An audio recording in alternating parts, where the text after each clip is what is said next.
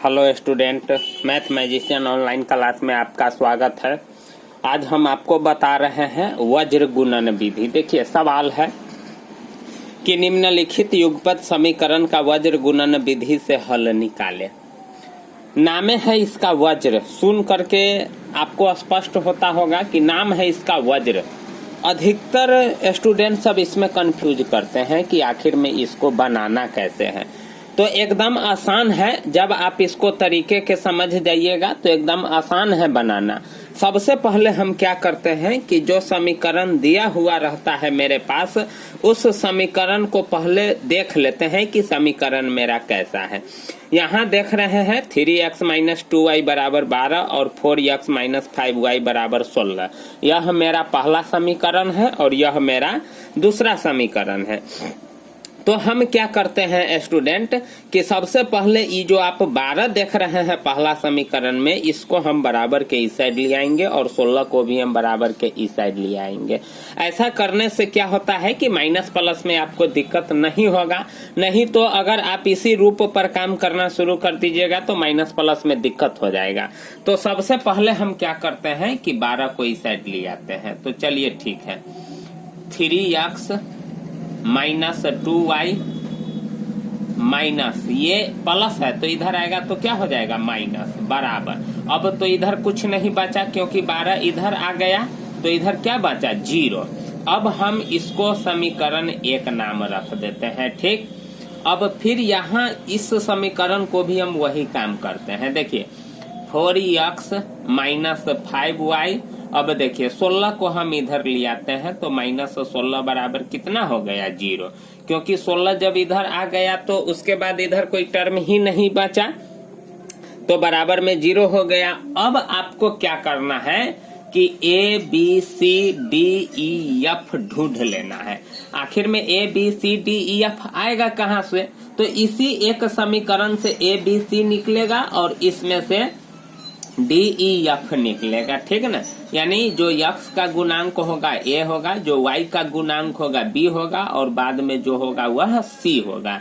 उसके बाद दोसरका समीकरण में यह आपका D हो जाएगा, E आपका E हो जाएगा और E आपका F हो जाएगा। लेकिन लिखेंगे तो चिन्ह के साथ लिखते चलेंगे कि वह प्लस है कि माइनस है। सबसे पहले देखिए A बराबर कितना है मेरा, चलिए x का गुणांक 3 है तो a मेरा 3 हो गया, प्लस है तो प्लस तो लिखा जाता नहीं है, कॉमा b बराबर कितना है सो देखिए y का गुणांक -2 है तो यहाँ क्या हो जाएगा -2 हो जाएगा और c मेरा कितना है -12 है।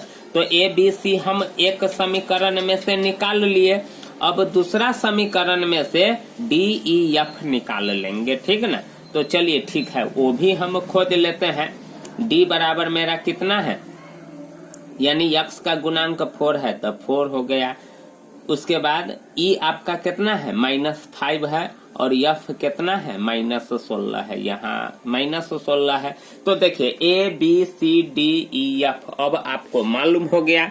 इतना चीज आपको पहले करना है कि पहला समीकरण में से ABC निकाल लेना है और दूसरा समीकरण में से DEF निकाल लेना है। और A कौन होता है, B कौन होता है, C कौन होता है, वह समझ गए कि जो पहला समीकरण है तो x का जो गुणांक है वह A हो गया, जो y का गुणांक है B हो गया और मेरा जो तेसरका पद है, तीसरा पद है, वह मेरा C हो गया। लेकिन लिखेंगे तो चिन्ह के साथ लिखेंगे, -2 था तो -2 या -12 था तो -12। अब इस दोसरका समीकरण जो आप देख रहे हैं इसमें से DEF निकलेगा, ठीक ना। अब हम यहाँ एक फार्मूला का यूज करते हैं। अब फार्मूला मेरा क्या है, तो सबसे पहले x निकालने का फार्मूला होता है, x बराबर होता है BF -CE, BF -CE बट्टा AE, क्या है AE -BD। देख रहे हैं कि ना, यही फार्मूला होता है x निकालने का, BF -CE और AE -BD, यह आपको ध्यान रखना पड़ेगा। और y निकालने का फार्मूला होता है CD, क्या है CD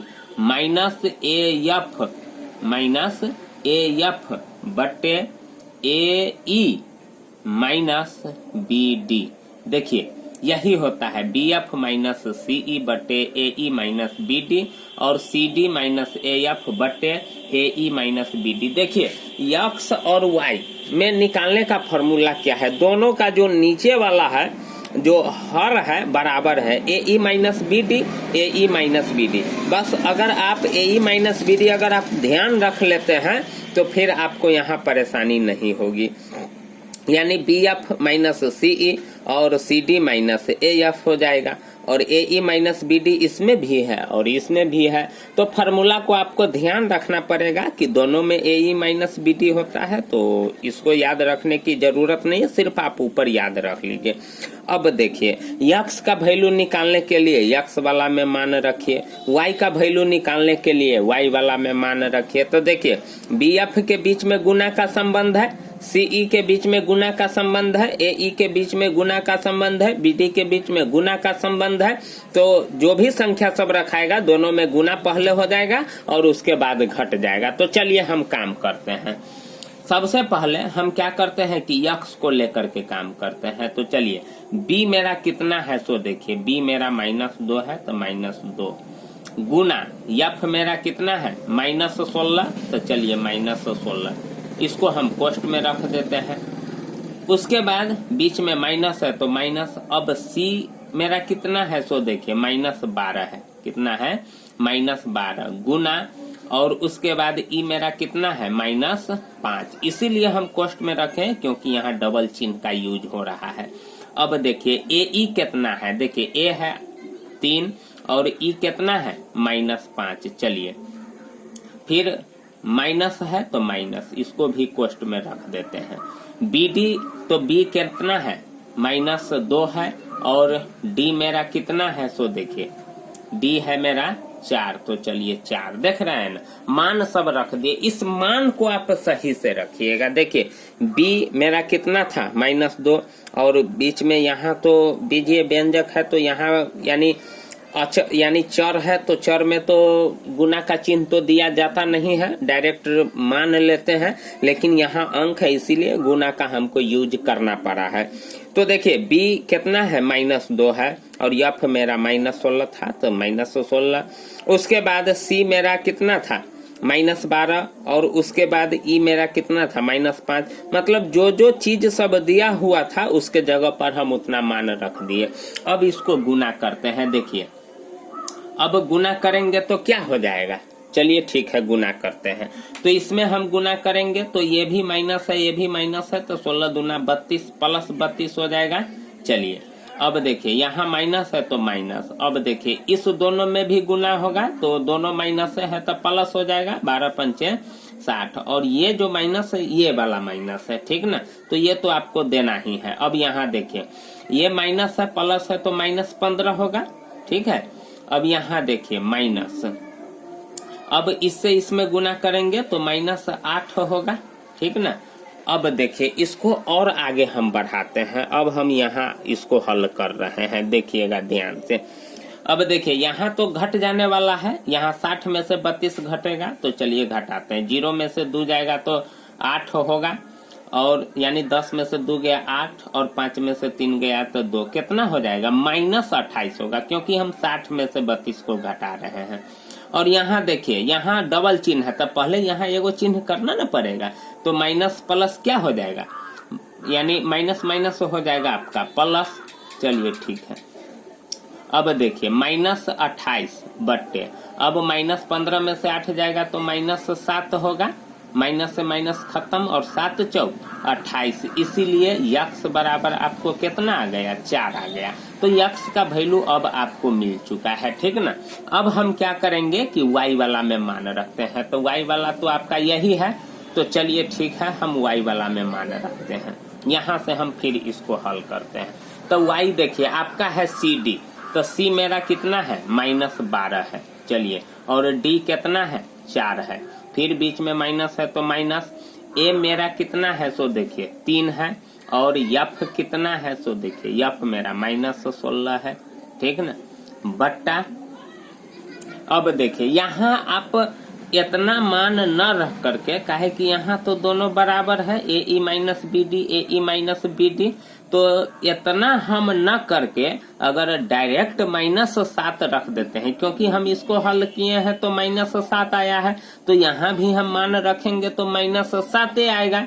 तो उससे अच्छा है कि हम डायरेक्ट -7 यहाँ रख देते हैं। या नहीं तो आप फिर ए के जगह पर ए रखिए, फिर ई के जगह पर ई रखिए, और फिर उसके बाद बी डी के जगह पर बी डी का वैल्यू रखिए, और फिर उतना काम तो आपको करना ही पड़ेगा। तो उससे अच्छा है कि डायरेक्ट हम -7 रख देते हैं, क्योंकि जो यक्स का हर है वही वाई का भी है। तो यहाँ यक्स का हर -7 आया है इसको हल करने पर, तो यहाँ भी तो -7 आएगा, इसीलिए इतना यानी नहीं काम कर पाए हैं। चलिए ठीक है, अब हम इसको आगे बढ़ाते हैं। तो इसको गुना करेंगे तो 12 चौक 48 -48। अब देखिए माइनस माइनस क्या हो जाएगा, प्लस 16 48 बट्टे क्या हो जाएगा, -7। अब -48 है प्लस 48 है, तो इसका वैल्यू तो 0 बट्टे -7 हो जाएगा, यानी कितना हो जाएगा, 0 हो जाएगा। तो अब इसीलिए यक्स बराबर आ गया 4 और वाई बराबर आ गया 0। तो इस प्रकार से आपका आंसर प्राप्त हुआ। तो स्टूडेंट, अगर आपको वज्र गुणनखंड विधि समझ में आ गया हो अच्छी तरह से, तो प्लीज चैनल को सब्सक्राइब कर दीजिएगा, लाइक कर दीजिएगा और कमेंट भी कीजिएगा अगर अच्छा लगे आपको तो। Thank you so much.